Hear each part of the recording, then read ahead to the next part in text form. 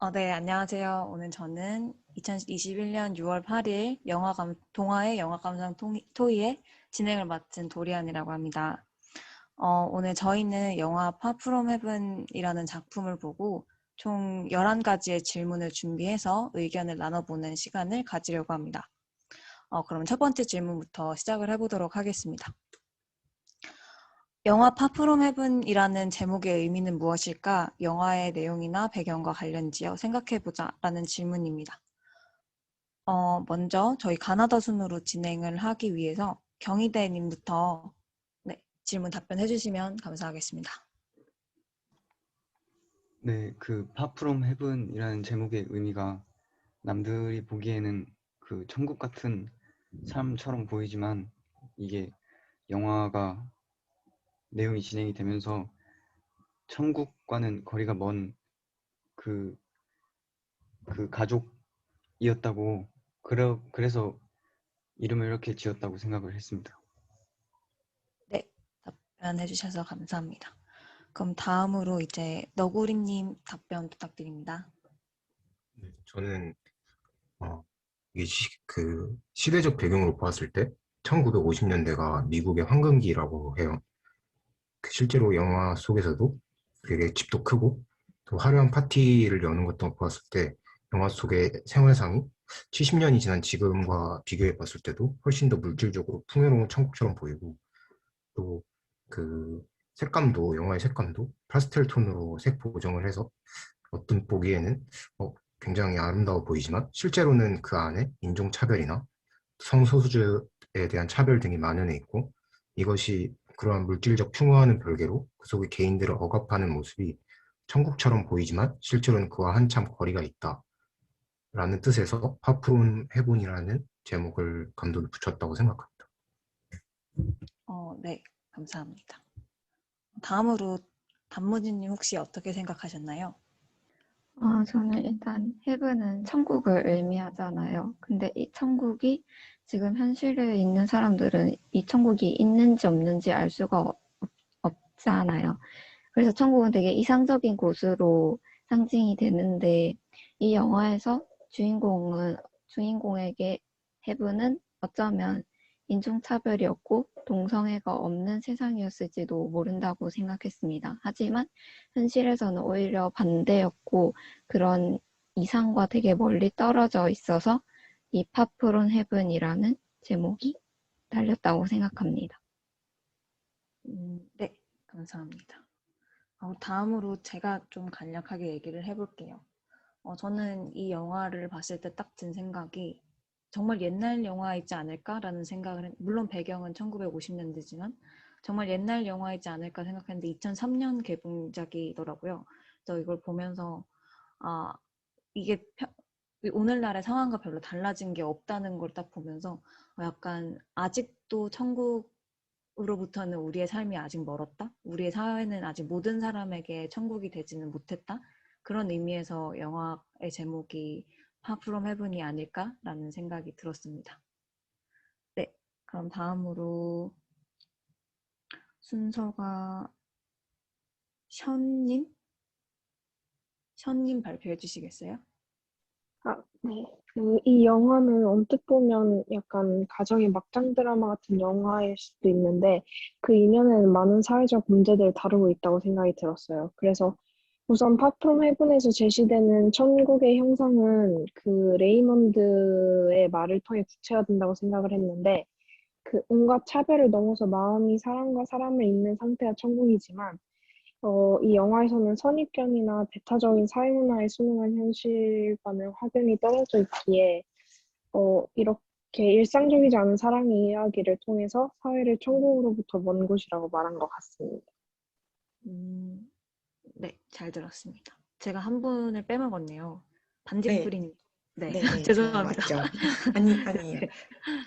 네, 말씀해 주세요. 네, 저는 아까 그 너구리님이 말씀하신 그 영화의 필름 자체를 조금 환상적으로 표현했다는 느낌을 조금 많이 받았었고요. 그 제목에 나온 헤븐이라는 그 느낌을 주기 위해서. 그런데 이 영화를 다 보고 나서는 이제 헤븐이라는 곳을 그 느낌을 성소수자와 흑인이 어떤 악한 존재라고 느낌이 들었고, 이 악한 존재들이 있는 곳인 그 지옥의 반대말인 헤븐이라는 것을 좀 강조하고 싶었다는 느낌을 받았어요. 그래서 이 헤븐과 가장 먼 곳인 이 지옥을 좀 담지 않았나 그런 생각을 했습니다. 네. 잘 들었습니다. 그럼 이제 오터님. 제가 발음 제대로 한 게 맞을까요? 네, 발표 부탁드릴게요. 저는 누가 봐도 평화롭고 완벽해 보이는 가정이 동성애와 흑백 인종차별로 인해 무너지는 것을 보여주며 사회의 차별이나 혐오에 관한 실태를 보여주어 그 당시에 소수자들의 삶은 천국과는 멀다는 것을 의미하는 것 같다고 생각했습니다. 네, 잘 들었습니다. 마지막으로 저희 쿠쿠님 발표 들어볼게요. 저는 천국이라고 생각했던 그 캐시의 삶 자체가 점점 멀어진다는 의미를 담는 것 같습니다. 보기에는 되게 화목하고 행복해 보이는 가정으로 시작하지만 점점 사실을 알아가면 갈수록 그렇지 않은 가정인 걸 알게 하는 게 약간 천국과는 멀다라는 의미를 가지고 있는 것 같습니다. 네, 잘 됐습니다. 그러면 저희 지금 모든 분이 발표해 주셔서 다음 질문으로 넘어가 볼게요. 두 번째 질문은 이제 영화의 감독 토드 헤인즈는 최근에 유행했던 영화인 캐롤을 쓴 감독으로도 알려져 있는데 이 사람은 백인 동성애자로 알려져 있죠. 그래서 이 감독이 영화 파프롬 헤븐을 통해서 우리 대중에게 전달하려는 메시지가 과연 무엇이었을까에 대해 생각해보고 얘기를 나눠보도록 하겠습니다. 아까랑 같은 순서로 경희대님부터 말씀 부탁드릴게요. 네, 영화 감독 토드 헤인즈는 대중한테 소수자를 향한 차별을 해소하라는 그런 메시지를 전체적으로 담고 있는 것 같은데, 특히 그 백인과 흑인의 사랑에 대해서 흑인이 차별을 많이 받았었으니까, 그리고 동성애를 치료 대상으로 생각하는 그런 편견이랑 차별 같은 거를 대중하게 해소를 해라라는 메시지를 담은 것 같습니다. 네, 잘 들었습니다. 다음은 너구리님 말씀 부탁드릴게요. 그 영화 속 주인공인 캐시는 두 아이와 남편을 가진 백인 여성으로서 영화 속에서 지극히 평범한 삶을 살고 있는 것처럼 묘사되는데요. 그래서 저는 그 캐시를 통해서 그 영화가 차별이라는 것을 체감하지 못하고, 그래서 어떠한 문제의식도 갖고 있지 못한 대다수의 평범한 사람들에게 실제로 차별이 어떠한 방식으로 개인에게 영향을 줄 수 있는지를 보여줌으로써 차별에 대한 인식을 제고하고 행동을 촉구하고 있다고 생각합니다. 네, 잘 들었습니다. 다음 이제 단무지님. 저는 아무래도 제일 큰 메시지는 인종차별이랑 동성애 혐오 금지라고 생각을 합니다. 또한 이 모든 것을 약간 병으로 인식하는 또는 잘못된 것이라고 인식하는 걸 지적하고 싶은 것 같고, 그리고 이제 영화 중간중간에 계속 소문이 퍼지는 모습을 묘사한 걸 봐서 항상 말을 조심해야 된다라는 걸 강조하는 것 같기도 합니다. 네, 잘 들었습니다. 제가 간단하게 말씀드려볼게요. 저는 아까 너구리님이 얘기해 주셨던 거에 조금 공감을 했는데, 아무래도 우리는 다수자에 속한다는 이유로 아무래도 차별이나 사회에 만연해 있는 차별이나 편견에 대해서 조금 깨닫지 못하는 부분이 있는데, 토드 헤인즈는 이제 그 소수자의 입장이 아니라 다수자의 입장인 그 캐시의 입장에서 영화를 조금 전개를 하면서 그런 부분에 대해서 조금 메시지를 전달하려고 하는 것도 있고 또 제목에 관해서 생각했을 때 아직까지 우리 사회는 모든 이들의 그 천국에서는 아직 멀리 있다라는 의미로 영화를 조금 감상했던 것 같습니다. 네, 그러면은 다음으로 반딧불이님 말씀 부탁드릴게요.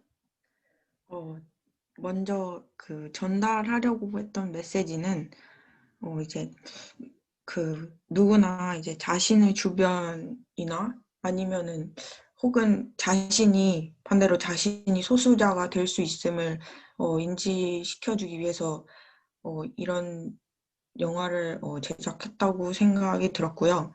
그리고 또 다른 점은 제가 여기서 인상 깊었던 게 감독이 그 동성애자임에도 불구하고 여기서 프랭크가 다른 소수자인 그 흑인을 차별하는 내용이 조금 그 장면이 좀 인상 깊었는데 거기서 이제 자신의 위치를 깎아내릴 수 있다는 게 생각이 들었어요.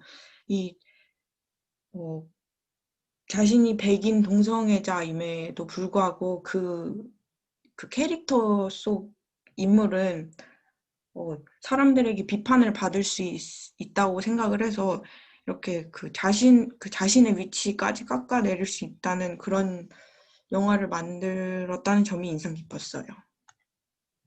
네, 잘 들었습니다. 네. 그럼 다음에 이제 션님. 전 그 영화가 1950년대를 배경으로 해서 동성애와 인종차별을 소재로 삼았기 때문에 무엇보다 차별을 비판하는 메시지를 대중에게 하려는 거라고 생각을 합니다.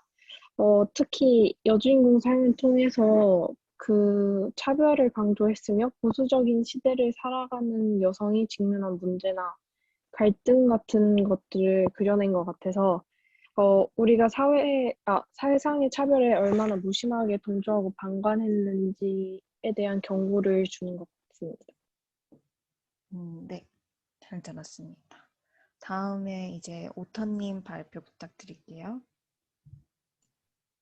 저는 감독이 1950년대를 배경으로 해서 예전에도 이러한 차별이 만연하게 존재했지만 현재에도 그렇게 많이 해소가 되지 못했다는 거를 좀 표현하고 싶었다고 생각을 했어요. 네, 잘 들었습니다. 마지막 쿠쿠님 말씀 부탁드릴게요. 저는 영화 감독이 그 성소수자와 그 또 흑인에 대해서 차별받는 내용을 두 개 다 적어놨잖아요. 이걸 보고 그 장면 중에서 성소수자인 사람이 또 다른 소수자인 흑인을 무시하는 게 나오는데 거기서 조금 더의 그 차별을 자기가 당했음에도 불구하고 그 차별에 대한 또 다른 차별을 하고 있는 그런 우리도 모르게 아니면 차별을 당하는 사람조차도 차별을 할 수 있는 거에 대한 약간 꼬집음이 있는 것 같아서 그걸 말하고 싶은 게 아니었나 하는 생각이 들었습니다. 네, 잘 들었습니다. 다음 질문으로 이제 넘어가 볼게요. 사랑, 차별, 혐오. 제가 영화를 보고 나서 이 영화에서 다루고 있는 세 개의 키워드라고 생각을 했는데요. 이 세 개의 키워드 중에 하나를 선택해서 그 단어에 관한 가장 인상 깊었던 장면을 뽑아보고 소개해보자 라는 질문을 만들었습니다.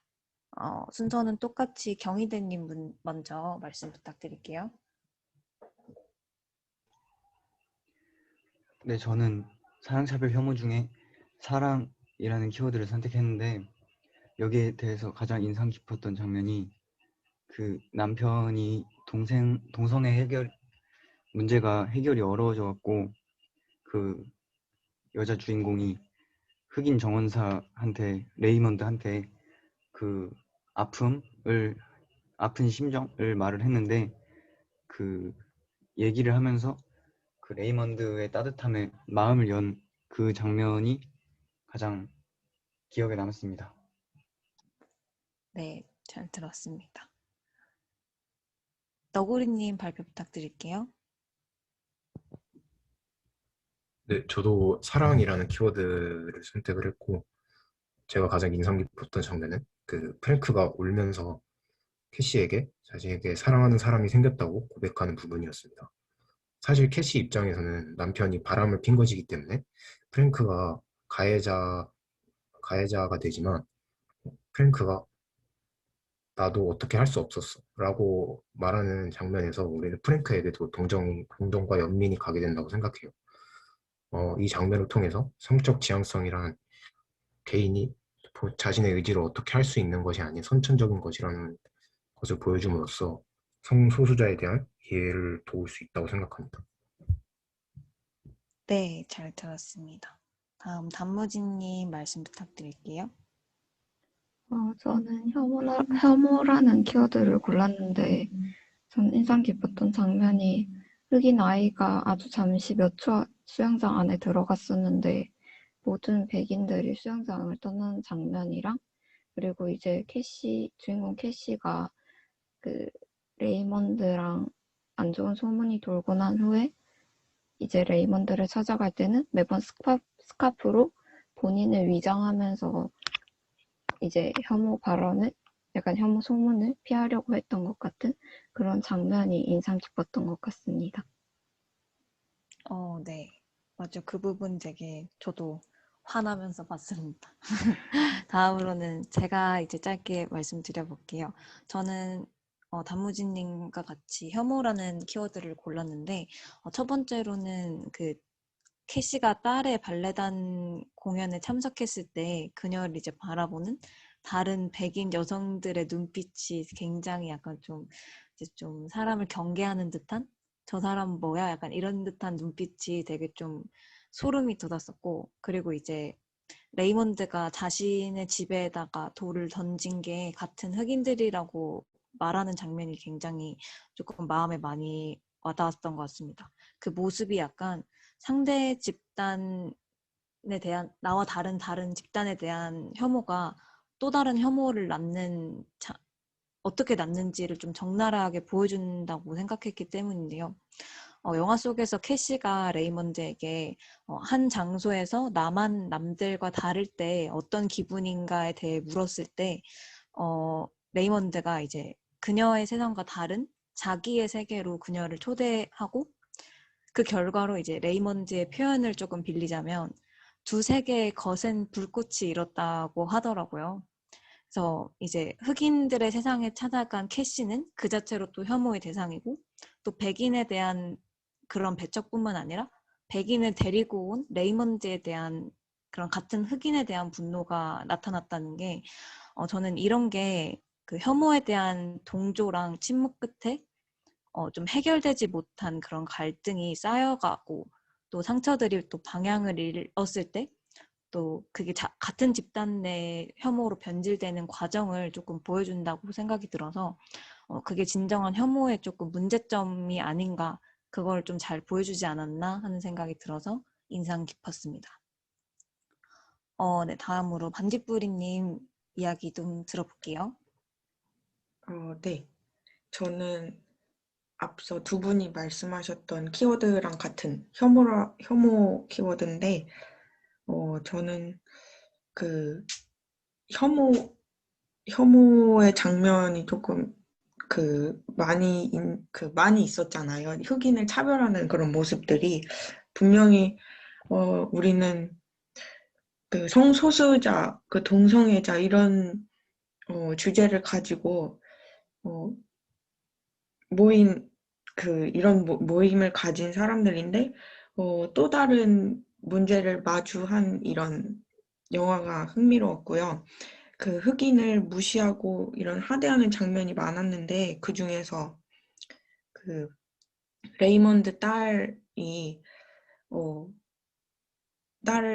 딸이 그 같은 그 백인 남자 아이들에게 돌멩이를 맞고 이 남자아이들은 그냥 겁을 주려고 했다는 이 부분과 흑인이 백인의 손을 먼저 잡으면 이제 그 다른 길거리에 있던 사람들이 혐오스러운 눈빛으로 바라보는 이 장면이 인상 깊었는데 여기서 이제 어른들에게 배운 것을 이제 똑같이 흡수하는 모습을 보고 계속 반복될 수밖에 없다고 생각을 했어요. 이런 혐오로 가득한 세상이 이런 것이 되물림되면서 문제점이 계속 해결되고 있지 않다는 생각이 들었습니다.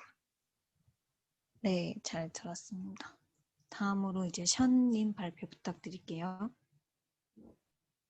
저는 그 시대에 보기 드문 여성 캐시의 시선으로 영화가 진행되어서 그런지 당시 사람들이 가졌던 선입견이나 편견들을 엿볼 수 있었다고 생각을 해서 차별이라는 키워드를 선택을 했는데 그중에서 가장 기억에 남았던 장면은 남편이 부인 캐시한테 레이먼드의 관계에 대한 소문을 듣고 분노하는 장면이 가장 인상이 깊었던 것 같아요.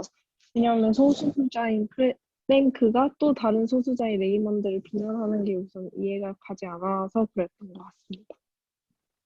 네, 잘 들었습니다. 오타님 말씀 부탁드릴게요. 저도 혐오를 키워드로 봤고요. 레이먼드가 떠나기를 결심한 후에 집 뒷마당에서 캐시와 이야기하는 장면이 인상 깊었습니다. 이 장면에서 레이먼드가 다른 세상과 어울리면 어떻게 되는지 알게 됐어요 라고 하는데 자신의 딸에게 레이먼드가 먼저 백인 아이들과 밖에서 놀으라고 이야기를 했습니다. 이런 레이먼드가 먼저 자기 딸에게 흑인과 다른 세상인 백인들의 세상에서 놀으라고 한 이유로 딸이 백인 아이들에게 맞고 돌아오고 그리고 레이먼드가 캐시와 같이 어울려 다닌 이유로 캐시는 주변 사람들에게 좋지 않은 시선을 당하고 이런 것들이 좀 흑인을 혐오하는 걸 좀 잘 나타냈다고 생각을 해서 인상 깊었습니다. 네, 잘 들었습니다. 마지막으로 이제 쿠쿠님 말씀 들어볼게요. 저는 차별이라는 단어를 선택했는데 그 캐시가 프랭크의 동성애 자체를 병 취급하면서 막 전문가 치료를 권하는 그 부분이 있는데 그게 이제 그 다음에 프랭크가 순순히 치료를 받으러 가는 장면이 가장 인상이 깊었습니다. 결국에 자기가 사랑하는 그 사람이라 해야 되나? 그 성 정체성 자체도 확신을 하지 못해가지고 자기도 병일 수 있겠다고 생각하는데 다른 사람에게 약간 차별받는 게 얼마나 당연하다고 그 시대에 느꼈으면 그런 게 순순히 받아들여졌을까 하는 생각이 들어서 차별적인 부분이 여기가 가장 잘 나타나 있는 것 같아서 인상 깊었습니다. 네, 잘 들었습니다. 그럼 다음 질문으로 넘어가 볼게요. 레이먼드는 이제 영화에서 결국에는 백인들의 사회의 편견을 견디지 못해서 캐시를 두고 떠나는 장면으로 영화가 마무리되는데 내가 레이먼드라면 어떤 선택을 했을지 생각해보고 이유와 함께 이야기해보자 라고 질문을 작성했습니다. 이번에도 똑같이 경희대님 먼저 말씀 부탁드릴게요. 저였으면 그 레이먼드처럼 그냥 떠났을 것 같은데 왜냐면 이거 배경 시대 당시가 흑인 차별이 되게 심했어서 캐시랑 계속 만나면 그 레이몬드도 그렇고 캐시도 그렇고 둘 다 좀 안 좋은 편견 아니지 안 좋은 시선을 계속 받을 것 같아서 만나는 동안 그래갖고 둘 다 힘들어질 것 같아서 저는 떠나기로 생각했습니다. 네, 잘 들었습니다. 다음 이제 너구리님 얘기 들어볼게요. 저는 그 레이몬드가 떠나기 전에 집에 찾아온 캐시에게 말했던 것처럼 저 또한 딸인 사라를 위해서 떠났을 것 같다고 생각이 들었습니다. 차별이 대상이 저 혼자일 때는 그냥 홀로 차별을 감당할 수 있고 나아가서 억울한 마음에 차별에 맞서 싸우려는 생각도 들 수 있겠지만 그러한 차별이 나뿐만 아니라 제 가족까지 해치려 들 때에는 대부분의 사람들이 어떤 반항을 하기보다는 그냥 묵묵히 세상에 순응하게 되리라고 생각이 들었습니다. 네. 다음 이제 단무지님. 저도 떠났을 거라고 생각합니다. 왜냐하면은 이제 많은 동양인들이 지금 서양에서 겪는 차별로 인해서 고국으로 돌아오는 것처럼 뭔가 스트레스를 받지 않기 위해서라도 나 자신을 이상하게 바라보지 않고 평범하게 바라봐주는 사회로 갔을 것 같아요. 네. 이번에는 제가 조금 짧게 얘기를 해볼게요. 저는 경희대님과 조금 의견이 비슷한데, 아무래도 사회가 이제 나뿐만 아니라 다른 이제 그러니까 나와 함께하는 백인 여성도 그런 사회적인 편견을 견뎌야 하기 때문에 캐시를 생각해서라도 아마 떠나지 않았을까 하는 생각이 듭니다. 네, 다음으로 이제 반딧불이님. 네. 어, 앞서 그 너구리님이 말씀하셨던 만약에 혼자였다면 이 차별을 했었을 수도 있다고 생각을 했는데, 저는 이 부분을 방금 잠깐 생각해 보니까, 저는 그래도, 제가 혼자 이 차별을 감당을 과연 할 수 있었을까라는 생각이 들었고요. 만약에 그런 상황에 놓여 있다면 제가, 굉장히 우울해지고, 혼자 나락으로 빠질 듯한 생각이 들었어요. 저는 이 레이먼드와 비슷하게 저라도 떠났을 것 같고요. 이제 혼자였어도 이제 이 차별을 감당하기 너무 힘들었을 것 같은데 저의 가족까지 피해를 본다고 생각을 하면 더욱 더 힘들었을 것 같아서 네, 떠났을 것 같습니다. 네, 다음 션님. 저도 레이몬드라면 캐시를 두고 떠났을 것 같은데, 흑인과 어울린다는 이유로 소외를 받았던 캐시처럼 흑인 사회에서 백인 여자를 초대한 레이몬드도 그 자신의 사회에서 질타를 받았기 때문에 또 둘이 같이 있는 것만으로도 그 길거리에서 주변의 질타나 욕설을 들었기 때문에 뭔가 차별을 넘어서 이런 사회의 선입견이나 분위기를 견디기 힘들었을 것 같아요. 잘 들었습니다. 오타님 말씀 부탁드릴게요. 제가 만약 레이먼드였어도 떠났을 것 같다고 생각했습니다. 왜냐하면 캐시는 레이먼드를 이제 유색 인종으로서 대하는 게 아니라 사람 대 사람으로 대해주는데 이런 자신을 그렇게 대해주는 캐시마저 좋지 않은 시선을 받는다는 걸 알게 됐고 그리고 자신의 딸이 그렇게 당하는 거를 알게 됐으니까 가족을 위해서라도 떠날 것 같아요. 네, 마지막으로 꾸꾸님 이야기 들어볼게요. 저는 앞서 말하신 분들하고는 살짝 의견이 다른데, 저라면 만약에, 제가 만약에 레이먼드라면, 캐치와 함께 편견이 없는 곳으로 도망을 같이 갔을 것 같아요. 왜냐면은 사랑하는 사람인데, 그 사회적인 시선 때문에 놓치고 싶진 않다는 생각이 들 것 같아서, 그 사회적인 시선 자체를 극복하기엔 너무 힘드니까 사랑을 포기하지 않을 수 있는 선에서 둘만의 살 공간이나 아니면은 그런 편견이 없는 공간을 어떻게 찾아서 살아가려고 노력할 것 같다는 생각이 들었습니다. 네, 잘 들었습니다. 그러면은 다음 질문 또 넘어가 보도록 할게요. 영화 속에서 아까 많은 분들이 말씀을 해주셨는데 성소수자인 프랭크가 또 다른 소수자인 레이먼드를 비난하는 장면을 볼 수가 있습니다. 그 장면에 대해서 자신이 어떻게 감상을 했는지 조금 자유롭게 이야기 나눠보는 시간 가져보도록 할게요. 경희대님 먼저 말씀 부탁드려요. 일단 그 프랭크랑 레이먼드 둘 다 같은 사람으로서 존중받아야 할 사람이지만 그 흑인인 레이먼드를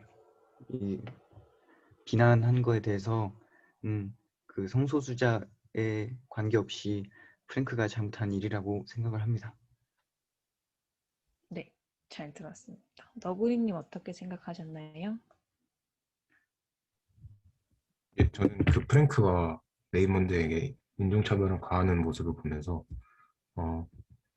프랭크 자신도 소수자이면서 프랭크가 다수자의 위치가 되었을 때에는 자신이 소수자인 것을 망각하는 것처럼 똑같이 차별을 가하는 모습을 보았습니다. 그래서 대다수의 사람들이 자신의 차별에는 민감하면서 남의 차별에는 민감하지 않은 이중성과 위선을 가지고 있는 것을 감독이 비판하고 있다고 생각이 들었습니다. 네, 잘 들었습니다. 다음 단무지님 어떻게 보셨나요? 저는 약간 최근에 흑인이 동양인을 폭행했던 그런 사건들이 약간 비슷하다고 생각을 하긴 했는데요. 이게 약간 이것도 흑인도 과거의 약자였는데 동양인 말이 좀 비슷하다고 생각하는 이유가 이 프랭크가 본인이 남자를 좋아하는 것은 스스로 병이라고 칭했으면서 레이먼드는 이제 계속해서 비판을 하는 모습을 보이는 것을 보고 약간 프랭크는 자신은 그냥 병이었다가 이제 사랑으로 변해서 되게 괜찮은 거다라고 생각하고 이제 레이먼드는 그냥 처음부터 근본적으로 혐오하는 대상으로 여겨진 것 같습니다. 네, 잘 들었습니다. 제 의견을 또 말씀드리자면 저는 그 프랭크가 아직까지 자신이 그 성적으로 소수자의 위치에 있다는 사실을 부인하고 있기 때문에 약간 그런 차별을 했던 게 아닌가 하는 생각이 들었습니다. 프랭크도 그렇고 캐시도 그렇고 치료를 받으면은 괜찮아질 수 있다. 그런 식으로 이제 자기의 성적 지향성을 병으로 생각하고 있었기 때문에 그런 자기가 평생 가지고 갈 것이 아니라고 생각을 해서 그런 식으로 차별을 하게 되었던 게 아닌가? 이제 자신이 성소수자라는 걸 자각을 했으니까 어느 정도 그런 차별적인 측면에서는 약간 좀 덜해질 수도 있지 않을까 하는 마음으로 감상을 했던 것 같습니다. 네, 다음으로는 저희 반딧불이님 말씀 들어볼게요. 네, 저는 이 장면을 보면서 흑인의 차별 정도가 이때 분명히 흑인 노예제도 이런 것들이 폐지되었음에도 불구하고 지금과 별 다를 점이 없다고 생각이 들었어요. 그리고 이 프랭크가 자신이 흑인을 차별하고 혐오할 수 있었던 것은 자신이 성소수자라는 점을 인지하지 못한 점도 있지만 지금은 성소수자가 이런 어떤 차별과 혐오의 시선의 대상이 될 수도 있잖아요. 그런데 여기서 프랭크는 자신이 이런 병을 가지고 있다는 것을 아내에게만 말하고 다른 사람들은 아직 모르기 때문에 이 차별의 시선을 받지 못했기 때문에 이렇게 말할 수 있었다고 생각을 했고요. 그리고 이 장면이 저는 인간의 어떤 이기적인 모습을 정말 드러낸 장면이라고 생각합니다. 네, 잘 들었습니다. 다음 이제 오타님 말씀 부탁드릴게요.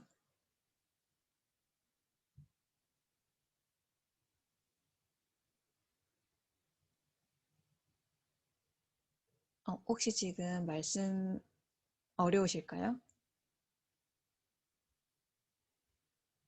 오터님 해달라고 하신 거죠? 션님 하셔야 되죠? 죄송해요. 션님 말씀 부탁드릴게요. 저는 플랭크는 성적 소수자임에도 자신의 부인과 그 흑인 남성이 스캔들하는 것에 대해서 자신의 명성이 무너진다며 흥분했던 장면에서 자신도 그 당시 사회에서 받아들여지지 않는 정체성을 가지고도 타인들을 의식해서 이를 숨기면서 흑인이라는 이유로 레이몬드를 비난하는 장면을 보면서 약간 굉장히 이중적인 사람이라는 생각을 많이 했던 것 같습니다. 네, 잘 들었습니다. 오타님 이제 발언 부탁드릴게요. 저도 앞에 분들이 말씀하셨던 것처럼 프랭크가 자신이 소수자라는 것을 아직 잘 받아들이지 못해서 레이먼드를 비난했고, 본인이 만약 사회적으로 그 성소수자인 게 알려져서, 어, 차별을 받았다면 프랭크도 레이먼드를 이렇게 비난하지 못할 거라고 생각을 했습니다. 네, 잘 들었습니다. 네, 쿠쿠님 마지막 발언 부탁드릴게요. 저는 앞에서 너구리님이 말한 것처럼 그 자신이 약간 결국에 우리가 차별을 당하는 사람조차도 차별하는 사람이 될 수 있다는 거를 비판하는 장면이라고 생각해서 현재 우리 삶도 조금은 반성하고 다시 한번 우리가 차별을 하고 있는 건 아니었나, 우리가 차별받은 거에만 너무 예민하게 굴었던 건 아닌가라는 생각을 다시 한번 하게 되는 장면이었던 것 같습니다. 네, 잘 들었습니다. 마지막 분 발언까지 들었고요. 다음 질문 넘어가 볼게요. 영화 속에서 이제 프랭크와 캐시는 프랭크의 정체성을 부인을 하고 이제 그것을 치료받을 수 있는 병으로 여겨서 병원에 찾아가죠. 그래서 이러한 시선이 타당한지에 대해서 우리 영화와 관련지어서 조금 이야기를 나눠보려고 합니다. 네, 경희대님 먼저 부탁드릴게요.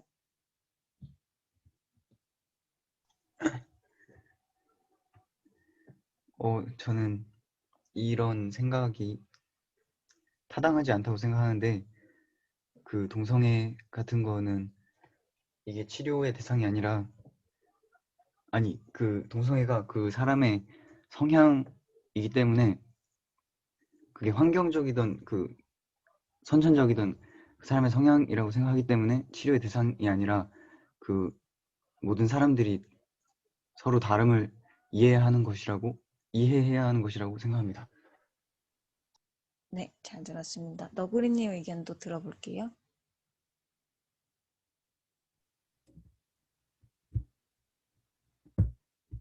네, 저는 개인의 성적 지향성과 성 정체성은 인종이나 성별, 피부색처럼 개인이 선택할 수 없는 것이고 그렇기 때문에 그것에 옳고 그름을 매긴다는 것은 불가능하다고 생각합니다.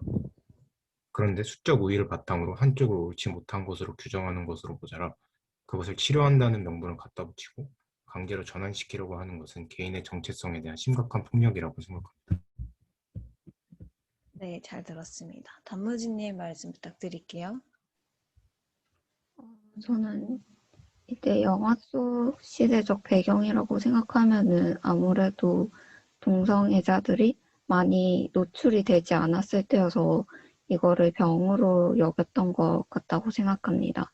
그리고 아무래도 이 당시에는 여자의 역할이 남자와 결혼해서 아이를 낳고 기르는 거가 많이 장려를 되다 보니까 이 당시 그 시대적 배경으로 생각하면 괜찮을 것 같은데 지금 현재 시선으로 본다면은 좋지 않을 것 같다고 생각합니다. 네, 잘 들었습니다. 제 의견을 말씀드리면, 저는 치료받을 수 있는 병으로 여길 수는 있다고 보지만, 물론 자기의 되게 정체성이 혼란스럽고, 그래서 치료를 받아야 된다라고 생각할 수도 있다고 보지만, 치료가 될 수 없는 거라고 생각이 듭니다. 왜냐하면 병이 아니라 그냥 사람의 감정이기 때문에, 그걸 조금 느꼈던 장면이 이제 프랭크가 캐시랑 새해 파티에 갔을 때 그 프랭크의 시선이 그의 와이프도 아니고 그 화려한 공간의 뭐 장식 같은 것도 아니고 그 바로 뒷테이블에 있던 이제 젊은 청년에게 시선이 가는 장면이 보이는데 그것처럼 이제 사랑이라는 감정이 그러니까 애써 고치려고 해도 조금 자신도 모르게 관심이 가고 마음을 주고 마는 것이라고 생각을 하기 때문에 프랭크가 이제 마지막에 자기의 모습을 인정하고 받아들이는 것도 그것이 약으로 치유받을 수 있는 병 같은 게 아니라 그저 자기의 감정이자 정체성 중에 하나라는 것을 깨달았기 때문이라고 생각했습니다. 그래서 그것을 치료할 수 있는 병이라고 여기는 것은 맞지 않다는 생각이 들었습니다. 다음으로 반딧불님 발언 부탁드릴게요. 네, 저도 앞서 말씀하신 분들처럼 이런 이 병으로 분류한다는 것이 당연히 타당하지 않다고 생각을 했고요. 뭐 지금이라면 누구나 이제 개개인의 정체성을 인정해줘야 한다고 그런 식으로 교육을 받고 알고 있으니까 그럴 수 있다고 생각하는데 이때 당시에는 그래도 시선이 지금과 같지 않다는 것을 알고는 있었으나 이것을 이제 어떤 병으로 분류해서 질병을 지닌 환자라고 말하는 것이 조금 흥미로웠어요, 저는. 네, 잘 들었습니다. 다음 션님 말씀 부탁드려요. 저는 그 프랭크가 남자에 대한 애정을 고백하고 나서, 어, 이를 병으로 여기고 남편에게 정신과를 추천하는 캐시나 어떻게든 고친다는 플랭크나 고칠 수 있다고 이야기하는 의사를 통해서 동성애를 바라보는 사회상을 엿볼 수 있었던 것 같은데 사실 이는 동성애를 고칠 수 있는 병으로 인식을 함으로써 약간 우리와는 다른 이상하고 불건전한 것으로 묘사하고 있기 때문에 이러한 시선은 바람직하지 않다고 생각합니다. 네, 오터님 말씀 부탁드릴게요.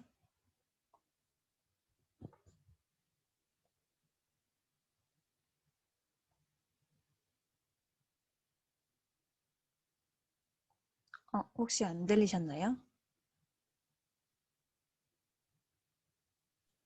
저, 네네, 말씀해 주시면 되세요.